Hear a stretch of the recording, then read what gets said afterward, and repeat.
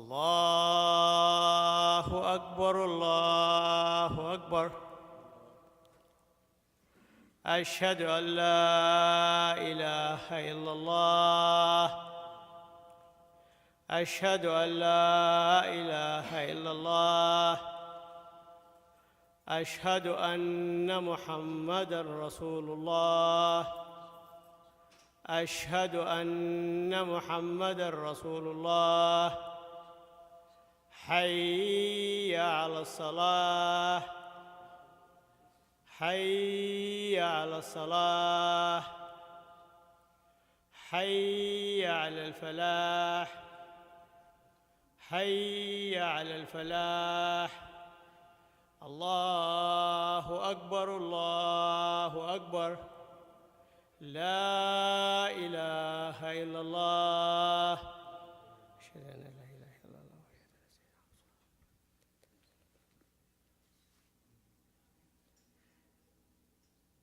الحمد لله.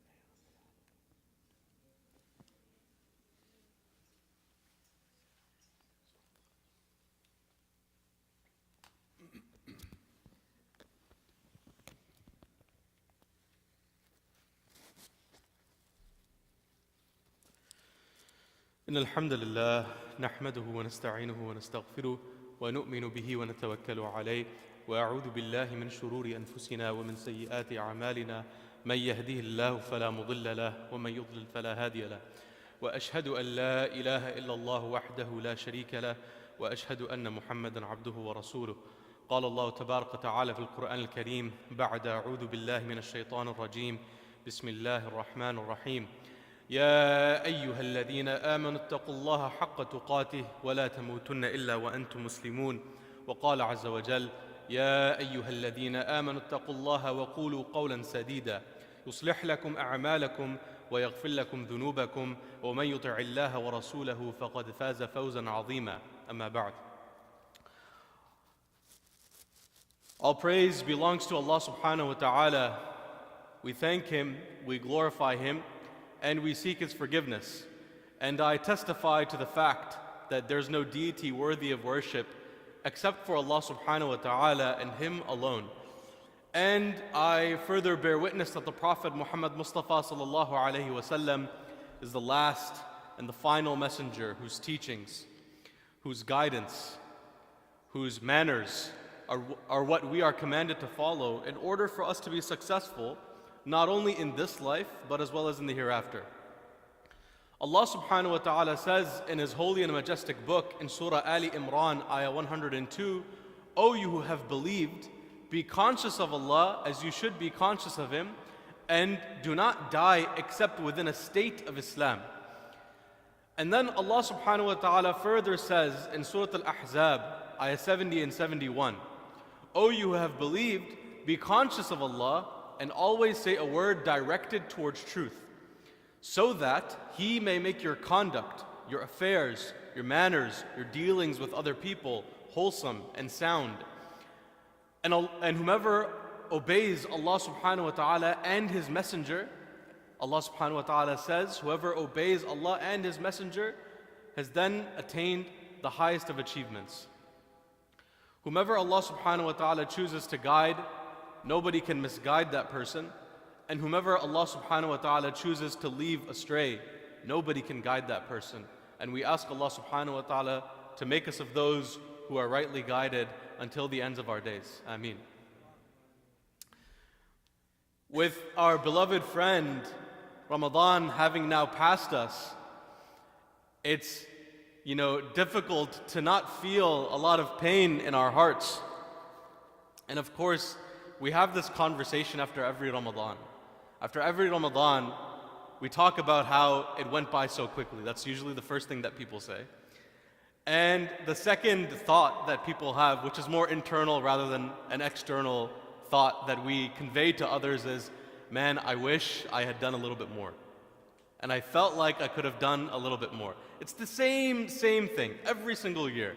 What does that tell you? It tells you that as humans, we're not so different from one another, right? We have this sense of individuality, this sense of, I am me and I'm unique and I'm this and I'm that. But really, we all have so many of the same thoughts. And why? It's because Allah subhanahu wa ta'ala made us to be insan. As insan, we are forgetful. As insan, we have regret. As insan, we have hopes and dreams and ambitions. And as insan, inevitably we fall short on our hopes, dreams, and ambitions. It's the same story. Across time, across places, across languages and geographies, it's the same exact story.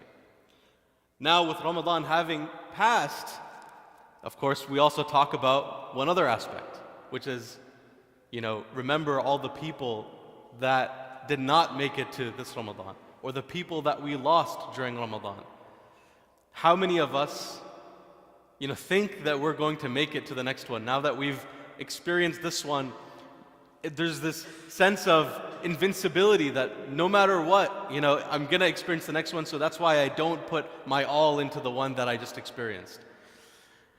SubhanAllah, every year we hear of stories of a 20-year-old or a 30-year-old or a 40-year-old or whatever, just passing away right before Ramadan, a day before Ramadan, a night before Ramadan, within Ramadan, a night before the last 10 days, a night before the 27th night. SubhanAllah, it's like at any given moment, Allah subhanahu wa ta'ala can choose to take us back to Him. We prayed 2 janazah just 2 weeks ago. One was a 23-year-old who passed away in a motorcycle accident, and the second was a 37-year-old who had left behind a child who was, in a homicide, involved in a homicide. 2 members of the community, younger than the age of 40, not even in their prime. And subhanAllah, within a minute, they're gone. Within a minute, anything can happen, subhanAllah. In so many examples and so many stories from the past, I remember someone was driving home from Salatul Taraweeh and they got involved in a car accident and they passed away. Or on the drive home from Salatul Fajr, they fell asleep and they hit a tree. So many stories that you can hear where at any given moment Allah subhanahu wa ta'ala can choose to take us back to Him. And so nothing is guaranteed. The one thing, one of the few things that we don't know in our lives, that we don't have control over, is who we'll be born to, who we will be born to, when we will be born, what our names will be, when we will die. All of these things, it's all based on the qadr of Allah subhanahu wa ta'ala. Our mission and our goal, as Allah subhanahu wa ta'ala says in the Quran, is you live your life with taqwa, and you live your life in the submission of Allah subhanahu wa ta'ala upon the deen, practicing Islam in every moment that you have available. Every lucid, conscious moment is a lucid and conscious moment where you are conscious of Allah subhanahu wa ta'ala. That is how you attain taqwa. That is how you stay within a submission of Allah subhanahu wa ta'ala, within the submission of the deen. And so, yes, you could be taken back to Allah subhanahu wa ta'ala at any moment. But if every moment is a moment where you're remembering Allah subhanahu wa ta'ala, then you're fine. You're going to be fine. A lot of times in our lives, this is for everyone. Throughout our day, 95% of what we do, perhaps even more, 98% of what we do is totally and completely mundane. What do I mean by that? There's no value in a lot of the things that we do from a day to day. Nothing's happening. There's no intention behind it, no thought behind it, no purpose behind it. It's just you're existing. You're just in a plane of existence. You're just taking up space. That's when we're not mindful. We're mindless. The goal of taqwa is to become mindful. SubhanAllah, it's incredibly, it's very incredible about Islam in particular, that Allah subhanahu wa ta'ala gives us the opportunity to get reward even during the mundane activities of life.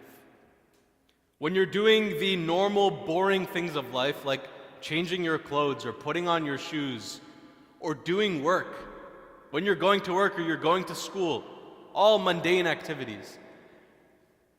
Taking your kids to the bathroom, giving them food, all these different things, they're all mundane activities. They fall under this classification called mubah. It's neither good nor bad. There's no good deed being gained, no bad deed being gained. How do you turn the mubah, how do you turn the mundane into a good deed? Allah subhanahu wa ta'ala says, just add a good intention behind the actions that you do. So rather than dragging my son along with me to come for Jum'ah, he has no real concept of why he's coming here, coming with Baba. So I tell him, right, we're going for Jum'ah because we have to pray to Allah subhanahu wa ta'ala. You don't have school right now. And so this is a good opportunity for us to practice the deen. In this, I plant a seed with an intention, a positive intention, that he will then think of, perhaps, maybe keep to himself and reflect on it a little bit. Say he enjoyed it, say he didn't like going to Jum'ah, say he wished he had some snacks with him, whatever it is. But eventually it builds, and it builds, and it builds. And then you have a system where whenever you do something mundane, you're thinking of Allah subhanahu wa ta'ala. While I'm walking to the store, there's no Islamic ibadah behind walking to the store or going into a shop or doing this or getting my car serviced at a mechanic shop. But if my intention behind it is, I'm going to go service my car so that I can drive it to the masjid tomorrow, that now is a form of ibadah. If I am going to the store with the intention of providing sustenance for my family so that they can keep up their strength and so that together we can wake up in the morning for Fajr, well rested, and worship Allah subhanahu wa ta'ala, in that mundane activity, there is now a benefit for me. That is now ibadah. And so you can take all of these different boring activities of life and turn it into ibadah. Now, a couple key notes that I wanted to bring up. With regards to Ramadan leaving, the main advice that I wanted to share today is that in the life and in the world that we're living in right now, in particular this society functions based on a notion of something called utilitarianism. It's about the self, the individual. Nowadays, our policy even is being guided by what people value for themselves, not what's for the betterment of people around them. So you see social policy, things like gender-neutral bathrooms or things like that. These are all about the self in a lot of ways. People go through this process of amending previous amendments to the Constitution simply because of how a group of people may think or feel or whatever it is, and it goes through the whole political process. In this society of the self that we're living in right now, it's completely antithetical to the way we think of ourselves within the concept of Islam. Because in every moment where Allah subhanahu wa ta'ala mentions the individual, there is also mention of the society. And so we as individuals, we function as a single piece to a larger group. For example, in Surah Al-Asr, Allah subhanahu wa ta'ala says, إِنَّ الْإِنسَانَ لَفِي خُسْرٍ. Verily the individual is in a state of loss. But then Allah subhanahu wa ta'ala says, إِلَّا الَّذِينَ آمَنُوا وَعَمِلُوا الصَّالِحَاتِ. And then He says, وَتَوَاصَوْا بِالْحَقِّ وَتَوَاصَوْا بِالصَّبْرِ. There are four things that Allah subhanahu wa ta'ala said here, that in order for you to not be a loser, you have to do four things. Two of them are things you do on your own, and the other two are things that you do with your community. الَّذِينَ آمَنُوا وَعَمِلُوا الصَّالِحَاتِ. Aman, which is belief, that's something you do. I'm not going to force you to believe. You have to do it on your own. وَعَمِلُ صَالِحٍ, that's good deeds. Again, nothing someone can force upon you. You decide to do it for yourself. Lakin, except وَتَوَاصَوْا بِالْحَقِّ وَتَوَاصَوْا بِالصَّبْرِ, you can do it on your own, but there's the fard ayn and there's the fard kifaya, right? It's incumbent on a community to establish a place of prayer. We have that here. Support the masjid. This is us establishing truth and patience. It's incumbent on the community to establish a prayer of janazah if it is not able to be happened. It's incumbent on the community to establish this Jum'ah. So there are communal obligations and individual obligations. And so in this society that we're living in right now that's prioritizing the self, think more about how you can be in service of other people. SubhanAllah, our religion is a religion where you are not upon the faith if you're going to sleep full while your neighbor is sleeping hungry. You're not upon the faith, you're not on the religion if your neighbor is going to sleep hungry, regardless of whether they're Muslim or non-Muslim. If you're sitting here today and you're thinking to yourself, I don't even know the names of my neighbors, that's a problem. Islamically, that's a problem. You should know the names of your neighbors. Some of my neighbors are very racist, by the way. I still try to make it a point to know them by name or say hello or whatever it is. Although I know from them the way they act, the way they talk about their policy and everything else, I know for a fact they probably do not have a favorable opinion of Muslims. But perhaps through interactions with me or interactions with my family, they may change the way they think. That is what it means to be an ambassador of the deen and to think about the society around us. Now, I do want to provide one bit of advice here just because there's young people here. Right now, especially after Ramadan, right, the summer is coming up as well. Children are going to be spending more time with their parents. So, while the goal is how do we take the vibe and the spirit of Ramadan outside, I would say to the parents that our children right now, as I previously mentioned, they are facing an unprecedented amount of challenges in society, an unprecedented amount of difficulty within schools. There are kids that talk about certain concepts and topics that we were not exposed to until we were maybe in our late teens. But kids are being exposed to these topics at a very early age, even pre-puberty for a lot of people. And so my advice to the parents is that understand this, keep an open door, leave judgment at the door, and instead try your best to befriend your children. If you want them to come to you in their moment of need, and wallahi, they will come to you, they will have moments of need. If you want them to come to you, you have to leave the judgment at the door. You don't want them to feel like they are alone in this because if not you, then who? Who will they go to? Right? We want to be able to at least have some control over that. So it's very important that we think about this. And so I want commitment from the parents, inshallah, that, understand the world we're living in, right? Be there for your parents, be actively engaged with your children, and, establish a methodology for tarbiyah, for training within your household. Your kids will not listen to the words you say, they will watch the actions, what you do. So for example, one of my teachers once said, don't be a Sufi with your children. He was a controversial guy, but he said, don't be a Sufi with your children, be a faqih with your children. The point of the message he was saying is, don't be so spiritual or guide your children spiritually. Just tell them to do the basic stuff. Just tell them to do the basic stuff. But then he said, with yourself, don't be a faqih with yourself. Be a Sufi yourself. So tell your children to do one thing, but when they watch you doing nawafil and extra ibadat and salat al-tahajjud and everything else, they're going to be like, why is Baba praying more, but he's only telling me to do 4? Then they will be inquisitive and they'll start asking questions. Why? That's the best way to teach your kids, through your manners. I remember one thing about my grandfather. Every morning after Fajr, he would recite Quran for 2 hours, and every night after Salatul Isha, he would recite Quran for another 2 hours. Every single day without fail, and I lived with him for 10 years. Every single day. And Quran was constantly being recited in the household, right? Let the nasheeds and the songs and the whatever go. Just recite Quran, play it in the car. You'll notice your children it'll have a positive impact on your children. And I'll end with this, with the kids that are in the crowd. Isa, you listen to me now, okay? With the kids that are in the crowd, you have to be respectful to your parents, okay? You're gonna be around your parents a lot.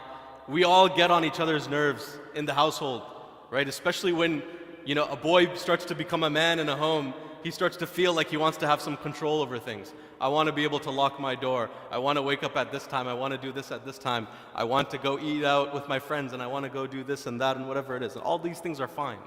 All these things are fine. But remember, a lot of our parents, they came to this country with barely a few dollars in their pockets. You might think they don't understand you, but they came to a new society, brand spanking new, completely fresh, with no clue of what to expect in the next few decades. And look at them now. They've established, a household. They've had children. They're bringing you to the masjid. They want a better life for you. That's what they've done for you, right? So always keep that in perspective. I felt the same way, right? As a young guy, my dad was telling me to do all these things. It was very hard on me. But, subhanAllah, if he wasn't bringing me to the masjid every day, if he wasn't bringing me to Jum'ah, if he didn't enroll me in an Islamic school, if he didn't impress upon me the importance of understanding and reading the Quran, I have no clue where I'd be right now today. And so they're doing it for your sake. And so be open to that. Be open to feedback. It's okay to have someone be critical of your behavior. That's fine. That's how we become better. So make a commitment today, inshallah, that you will be respectful to your parents. Many of the people here in this room right now, they would give 10 years of their life just to give their parents a kiss on the cheek right now. And, look, there's people nodding right now because that's exactly how they feel. They would give their lives for their parents. It's only until we get older and our the chemicals in our brain start to balance out that we start to feel this way. But really, take it upon yourself to make this commitment to be respectful to your parents, inshallah, in every moment. Wa akhiru da'wana and alhamdulillahi rabbil alameen.